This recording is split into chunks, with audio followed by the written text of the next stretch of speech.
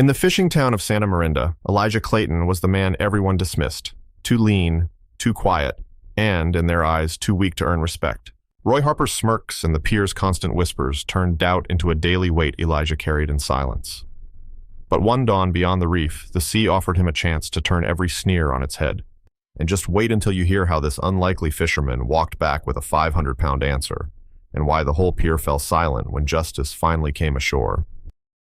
The midday sun pressed down on Santa Marinda's pier, turning the worn planks into something that felt hot enough to burn through the soles of a man's boots. The air smelled of salt, old nets, and the faint tang of rust from the fishing hooks hanging to dry. Seabirds wheeled overhead, their cries sharp and restless, waiting for scraps that might never come. Out past the harbor, the water shifted from pale green to a deep, endless blue, where the horizon shimmered in the heat. Elijah Clayton walked the length of the pier with the steady gait of a man who knew every warped board beneath his feet. He was tall, but his frame was narrow, his shoulders thin beneath a faded workshirt that had seen more seasons than most men in the port. His hair was sun-bleached at the tips, his skin weathered from years at sea, but there was no bulk to him, no heavy-set arms like the other fishermen carried from hauling their nets. The townsfolk noticed him as they always did. Conversations dipped into a hush as he passed, only to rise again in low voices that were meant to carry just enough to reach his ears. Elijah couldn't haul in a crab trap if it was half empty, one man near the ice house said, shaking his head as though the thought alone amused him. He's been running that little skiff out past the reef for months now. Comes back with nothing worth weighing. Man's chasing ghosts, another replied, letting out a slow, mocking chuckle. The words brushed past Elijah like a cold wind, but his face stayed as calm as the tide on a windless day. He didn't stop, didn't look at them, though his eyes narrowed slightly against the sun ahead. His hands hung loose at his sides, but the knuckles were marked from rope burns and the faint scarring of old hooks, proof that he'd been working harder than anyone cared to believe. In Santa Marinda, a man's worth was measured in pounds. How heavy a catch he dragged up from the sea, how high the numbers climbed on the dock scale. Patience, skill, and quiet persistence didn't earn a man respect here, not until they could be laid out on ice for all to see. Elijah had long since stopped trying to argue with them. Words wouldn't change the stories whispered in the tavern, or the way Randall Roy Harper, owner of the only place that served whiskey worth paying for, laughed whenever Elijah's name came up. The sea was the only judge whose ruling mattered, and soon enough, it would speak for him. He reached the end of the pier and paused, letting his gaze settle on the horizon. Out there, beyond the swells and the reefs, lay the answer to every smirk and muttered word behind his back. He could feel it. Somewhere beneath that restless water was the proof he needed. And when he brought it home, the pier would fall silent for reasons no one could laugh at. Dawn broke over Santa Marinda with a pale, silver light that slipped between the clouds and spilled across the harbor. The air was still, yet there was a faint heaviness to it, as if the sea itself was holding its breath. Boats rocked gently at their moorings, the sound of water slapping against the hulls carrying far in the quiet. Elijah stood by his skiff, tightening the knots on a coil of rope. His hands moved with practiced ease, but his eyes kept drifting east toward the jagged line where the reef met the open water. It was there, in that unpredictable stretch of sea, that the rumors had been born. Rumors of shadows too large to be ordinary fish, of wakes that split the water as if a small boat had passed unseen. A pair of older fishermen watched him from the dock, leaning on their crates. One gave a short nod toward Elijah's boat. Heading past the reef again, the first murmured. Fool's errand, the second replied, not unkindly. That water takes more than it gives. Elijah heard them, but their voices slid off him like rain off oilskin. His father had once sailed these same waters, chasing catches that others swore didn't exist. One storm had taken him, leaving behind a name people spoke with pity instead of respect. Elijah had carried that weight ever since, a quiet burden that pressed harder each time he stepped onto the pier. The tide began to pull outward, drawing the harbor toward the open sea. Elijah climbed into his skiff, the boards creaking under his boots. He checked his gear one last time, line, hooks, gaff, the small barrel of fresh water, then set his hands on the oars. The wood was smooth beneath his palms, worn by years of use, and each stroke sent ripples fanning out across the water. The town faded behind him, the voices and smells of the pier dissolving into the salt air. Out here, there was only the steady rhythm of the sea and the low cry of gulls overhead. The reef rose ahead like the spine of some ancient beast, black against the pale morning light. Beyond it, the deeper water rolled in slow, powerful swells. Elijah felt the familiar pull in his chest. Not fear, not quite excitement, but something older. Something that sat between instinct and challenge. The ocean was a place of truth. It gave nothing freely, but it never lied. If there was something waiting beyond that reef, he meant to find it. And when he brought it back, the pier would have no choice but to listen. The sun had barely cleared the horizon when the first shiver passed through Elijah's line. At first, it was faint, almost a suggestion, like the touch of a drifting weed. He narrowed his eyes, letting the skiff drift, the soft slap of water against the hull, the only sound in the morning, calm. His hands closed around the rod, the rough twine biting into his calluses.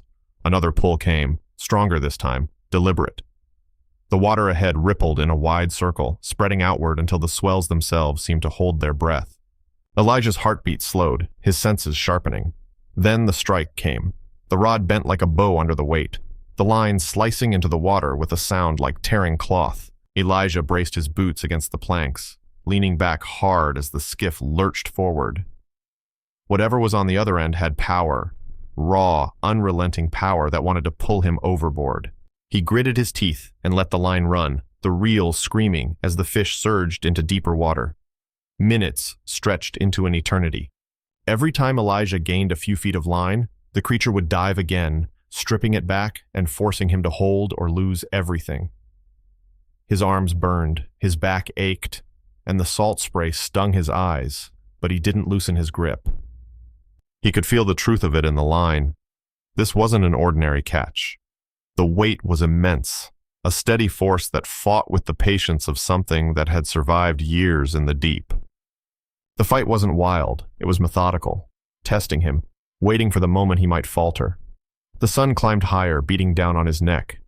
Sweat ran into his collar, mixing with the grit of salt on his skin. Twice the tuna tried to dive under the boat, forcing Elijah to shift his stance and keep the line clear of the hull. His fingers throbbed from holding too tight, the rope threatening to bite clean through his grip. An hour passed, then another. His breath came in slow, deliberate draws, like a man pacing himself in a long duel. Each pull on the line was answered by another surge, another burst of strength from the unseen giant below.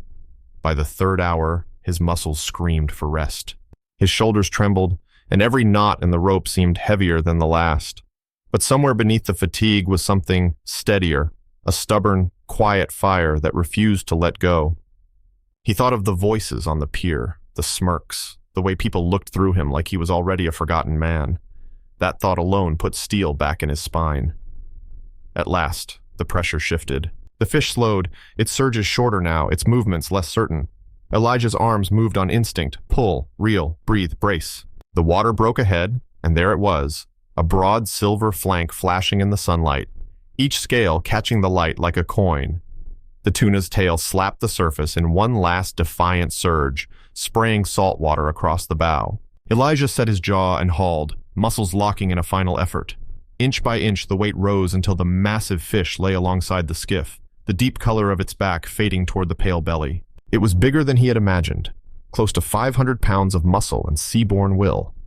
The battle was over, but there was no celebration in his face. This was only the halfway mark. The real challenge would be getting it home, across the same water that had tried all morning to take it from him. He reached for the gaff, slid it under, and with a slow, bone-deep effort, pulled the prize aboard. The skiff groaned under the weight, dipping closer to the surface. Elijah stood there for a long moment, chest rising and falling, eyes on the horizon. The pier was out there, waiting. And when he stepped onto it with this catch, every whispered word in Santa Marinda would change. By the time Elijah's skiff slid into the harbor, the sun was high enough to glare off the water in blinding sheets of white. The pier, as it always was at midday, was busy but slow, the heat making every movement deliberate. Men mended nets in the shade of the bait shop. Women sorted fish at the tables, knives flashing in the light. The low hum of voices was the same as it had been every other day, until they saw him. At first, no one noticed more than the shape of his boat, a small shadow cutting through the shallows. But as the skiff drew closer, heads began to lift. The swell of the harbor carried him in, rocking the boat gently as if even the tide knew to slow for this. Across the bow, resting against his shoulder and trailing just above the water, was the tuna. Broad, gleaming, its silver sides catching the sun with every sway. The size of it didn't register all at once. It took a heartbeat for the scale to settle into their minds, and when it did, the talking stopped. Elijah tied off the skiff and stepped onto the pier. The boards dipped slightly under the shift of weight as he lifted the fish from the boat, settling it across his back in one practiced motion. The weight pressed into him like a living thing, but his stride was steady. He moved down the pier without a word. The crowd seemed to part before him without thinking, their gazes locked on the shimmering flank of the fish and the man carrying it. He could hear the faint creak of the wood under his boots, the distant slap of waves against the pilings, but nothing else. No mutters, no laughter. Roy Harper, leaning against the post outside his tavern, straightened as Elijah passed. His usual smirk was gone, replaced by something unreadable. A few men who had mocked Elijah most often now watched in silence, their hands still on the half-mended nets in their laps. Every step was a quiet reckoning. This was no speech, no shouted claim of victory. Only the truth made visible, carried on Elijah's shoulders for all to see.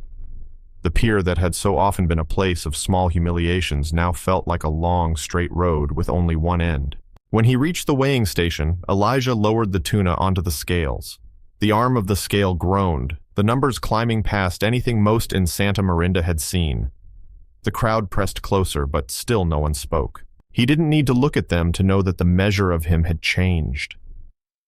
Respect, once a currency withheld, now stood in the air like the scent of salt and wood smoke. Elijah gave the official weight a single nod, then turned toward the sea. There was no smile on his face, no boast in his voice. Just the quiet satisfaction of a man who had let the water speak for him, and found the answer he knew was waiting. Evening settled over Santa Marinda with the slow weight of a tide coming in. The heat of the day bled away into a soft breeze that carried the smell of charred fish and wood smoke. The pier, so still in the afternoon, now pulsed with voices and laughter. Lantern lights spilled in warm pools across the planks, and somewhere a fiddle played a tune that swayed like the sea.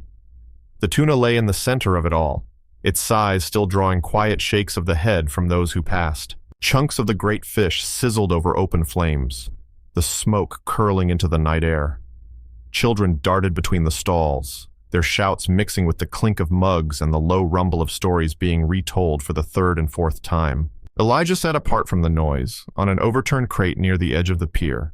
His boots rested on the worn boards, his elbows on his knees, a tin cup warming in his hands. From here he could see the dark horizon, the line where the sea and sky became one. The waves whispered against the pilings below, a steady rhythm that had always been there, long before the day's catch, and long before the voices behind him. He didn't need to turn to know the talk was different now. His name would travel in new ways, spoken with a nod instead of a smirk, carried by those who had once written him off. Respect was a rare thing in Santa Marinda, and rarer still was the kind that stayed. But Elijah knew the sea well enough to understand that no victory lasted forever. Tomorrow the boats would go out again, and the water would not remember what had been pulled from it today. The pier would see new arrivals, new whispers, and someone else would take their turn proving themselves. Still, for this night, the air felt lighter. The same boards that had carried him through so many silent walks under the weight of other people's doubt now seemed to hold that weight a little less. Elijah took a slow drink, eyes never leaving the horizon. Out there, beyond the reach of the lantern light, the sea rolled on, endless and patient. Somewhere beneath its surface, another test was waiting. And when it came, he'd be ready to meet it. Quietly, without fanfare, the way he always had. The voices behind him swelled with another burst of laughter. He set his cup down, letting the sound wash over him. The pier would remember this day, and so would he.